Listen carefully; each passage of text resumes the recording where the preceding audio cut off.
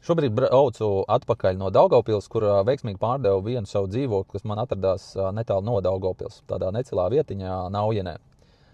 Jā, tur man bija tāds dzīvoklis, 2 istabas, ap 50 kvadrātmetri bez remonta. Un es viņu iegādājos, teiksim tā, nedaudz piespiedu kārtā kopā ar vienu Rīgas dzīvokli, to pašu Teigas dzīvokli, par ko es stāstu iepriekšējos video. Un tagad ir pagājuši 6 mēneši un pircējs ir atradies.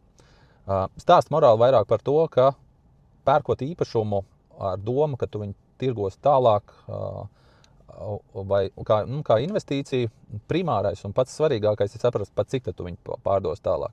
Un cik ilgi būs jāgaida pircējs, un vai vispār būs pircējs tādam īpašumam.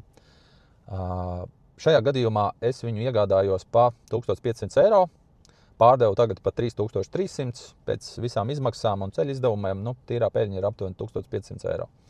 Par šiem 6 mēnešiem es biju 3 reizes tur, tātad 3 dienas veltīju.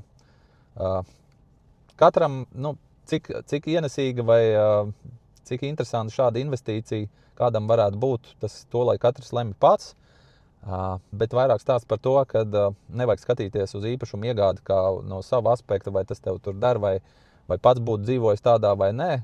Galvenais ir saprast, pat cik pārdos un cik ilgi būs jāgaida pircējs.